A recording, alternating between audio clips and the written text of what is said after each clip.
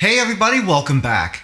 Today we're going to be using our Ninja Creami Deluxe to make Mocha chocolate chip protein ice cream with no sugar. So you ready? Let's get into this. For this recipe, you're going to need some Enlightened sugar-free ice cream cones, Carbmaster milk, some egg yolks, as always, monk fruit sweetener, some sugarless dark chocolate chips, sugarless dark chocolate cocoa powder, and some coffee whey protein powder. If you want to make this recipe, all the ingredients and measurements are down in the description of the video, along with the calorie count, the protein, the carbs, and the fat. The first thing we're going to do is take a medium-sized mixing bowl, throw in our egg yolks, and we're going to beat these to get them nice and fluffy. This is probably going to take about 40 seconds or so, and you're going to want to keep beating them until they go from this dark orange color into sort of a lighter yellow color. You'll be able to tell that they're ready not only by the color, but they'll go from being a little bit grainy looking like this to looking nice and smooth. A lot of people ask me why I use eggs in ice cream recipes, but back in the 1920s and 1930s, they used to use eggs all the time as emulsifiers in ice cream. So really, I'm just going back to the old style of making it. And I personally feel like it makes it a lot smoother and creamier, especially since I'm not using a whole lot of fat in this. If you don't want to use actual eggs, you can always use Red Mill's egg replacer, or you might even be able to use a little bit of xanthan instead of the eggs. Once they're like this, we will add in our monk fruit sweetener, and we're going to stir that in until it gets combined really well. You'll be able to tell when we're ready with this because it'll start to look a little bit smoother than that. Okay, once you've done that, we can add in our milk, and we'll keep stirring this as we add the milk in. Make sure you stir this around really good with your whisk. Just make sure you don't have too many chunks in here. Alright, and once you finish that, we'll be ready to cook our mixture. Okay, now we're going to take a medium-sized pan. We're going to set the heat to about a medium-low, and we're going to add in our mix. We're going to heat this up to 165 degrees, and the purpose of that is to temper the eggs. If you're using pasteurized eggs, which actually most people are, then you really don't have to heat this up that much, but it only takes a few minutes and it is a nice safety precaution. Be sure to stir this once in a while because we don't want to end up with any of this burning at the bottom of the pan or anything. Once this reaches about 110 degrees, then we're going to be adding in our cocoa powder and our whey protein powder. And the reason we're waiting for it to get 110 degrees for that is that we want it to be warm enough to where that powder is going to mix in here really easily and won't clump. If you've got a digital thermometer like this, it'll make this part a whole lot easier.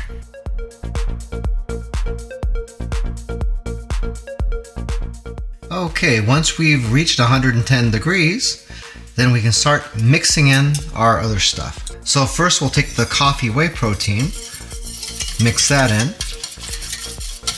Probably better if you don't mix it all in at one time. Kind of put it in there in two groups. That way you have less chance of it clumping. Okay, and once we got that mixed in, then we're going to add in our cocoa powder.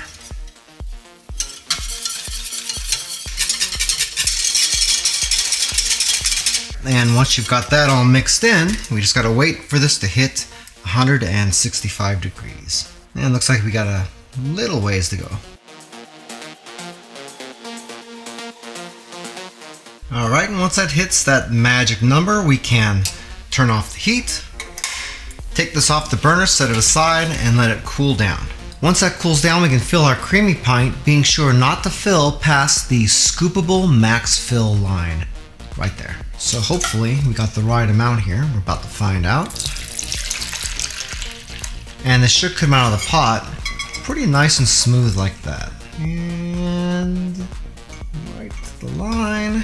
And there's only a little bit left, so whoopee.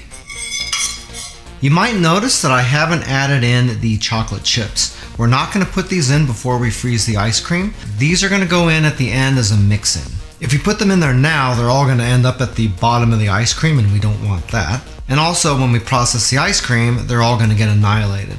If we put them in as a mix-in, they'll just get stirred in and they'll still look nice and chunky, just like that. So we'll stick on the lid, and we'll stick this into our freezer right next to all of our other ice creams we have in here. Just be sure that the surface you put this on is nice and level. That way it'll freeze level and we won't have any problems with our creamy later on. One eternity later. After you've had that pint in the freezer for about a day, it should be frozen enough for us to process our ice cream. You can tell that it's ready because the color of the ice cream inside the pint is going to be more of a kind of a matte color here, just like this.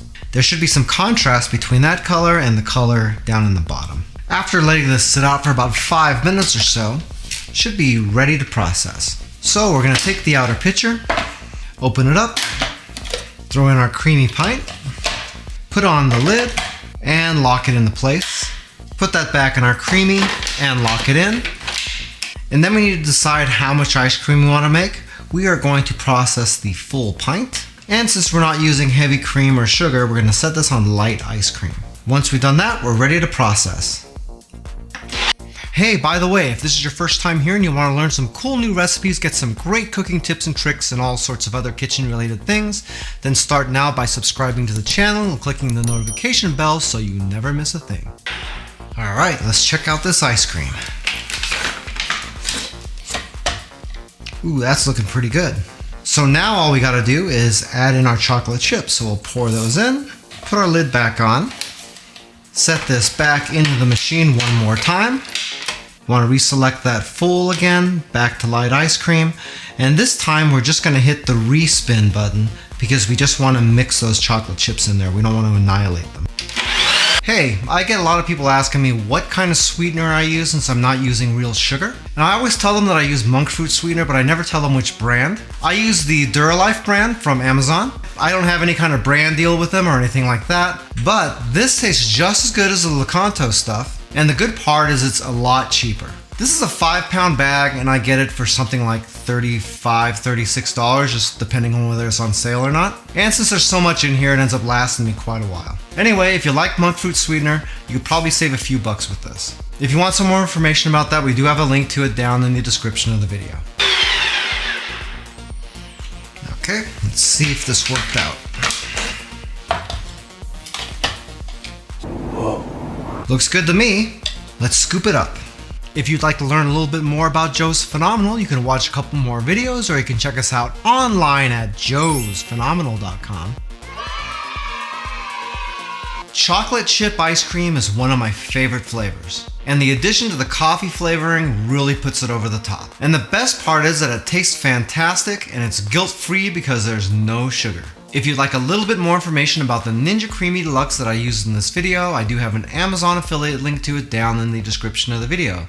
If you buy anything through those links, I do make a small commission, but it doesn't change the price that you pay, 1 cent. If you like this video, then I bet you're gonna like this video right here where we show you how to use your Ninja Creami Deluxe to make some great pistachio ice cream.